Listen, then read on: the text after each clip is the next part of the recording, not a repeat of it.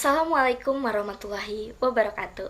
Halo teman-teman semua, balik lagi bersama saya Dita Puspitasari. Pada pertemuan kali ini saya akan mengulas kembali tentang apa yang telah disampaikan di kelas pada 25 September 2024. Pada pertemuan ini yaitu diskusi kelas. Presentasi dari kelompok 2 yang beranggotakan 4 orang membahas tentang unsur-unsur dalam pembuatan film. Unsur-unsur pembuatan film yang dibagi menjadi 2 yaitu unsur naratif dan unsur sinematik. Nah, unsur naratif ini diartikan sebagai elemen atau sumber daya yang perlu diproses. Hal ini sering diartikan sebagai ide cerita termasuk teks atau naskah yang tertanam di dalamnya. Sedangkan unsur sinematik ialah aspek teknik pada pembuatan sebuah film. Unsur sinematik dibagi menjadi 4 bagian seperti mise-en-scene, sinematografi, editing dan suara.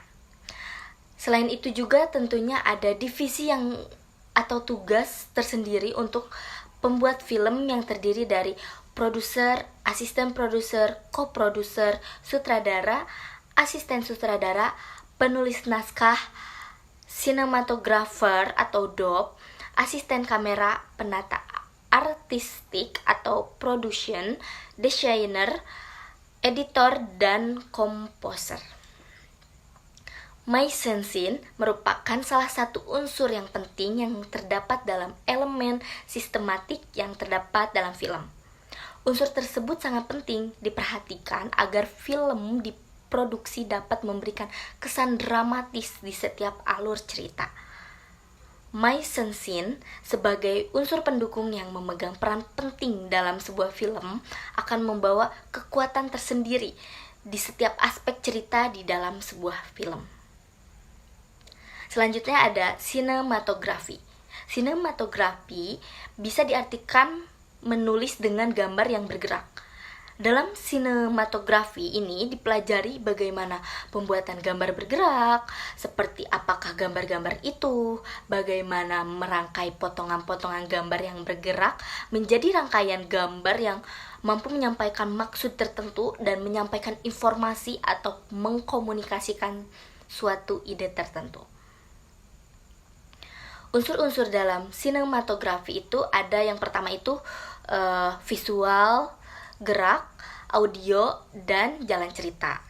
Terus unsur yang kedua atau unsur penunjang terdiri dari setting, properti, dan efek. Selanjutnya ada editing. Editing juga merupakan sebuah proses akhir dari produksi. Karena tahap editing kita hanya melakukan pemilihan terhadap beberapa gambar yang nantinya akan digabungkan dan menghasilkan sebuah informasi. Yang pertama itu ada metode editing atau yang disebut dengan continuity cutting method. Metode pemotongan kontinuitas. Yang kedua ada dynamic cutting metode atau metode pemotongan dinamis. Yang kedua ada teknik editing film yang terdiri dari parallel editing, cross shooting, contrast editing, montage trope.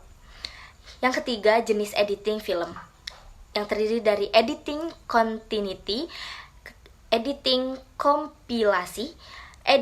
kompilasi dan continuity, editing dan komposisi. Selanjutnya suara. Salah satu fungsi utama dari suara dalam produksi audio visual, terutama dalam film, adalah untuk menciptakan suasana dan emosi tertentu. Suara dapat menciptakan nuansa dan atmosfer yang unik dalam sebuah film, sekaligus meningkatkan kualitas pengalaman penonton bagi penontonnya. Penggunaan musik dan efek suara yang tepat dapat memperkaya ekspresi emosional dan menjalin ikatan emosional antara penonton dan cerita yang disajikan di layar. Hubungan suara dan gambar dalam film. Yang pertama ada diegenik sound. Yang kedua ada non-diegenik sound. Yang ketiga ada hubungan waktu. Yang keempat ada unsur suara dalam film yang terdiri dari speech, musik efek, suara ambisen. Sekian yang bisa saya sampaikan pada pertemuan ini. Kurang lebihnya saya mohon maaf. Wassalamualaikum warahmatullahi wabarakatuh.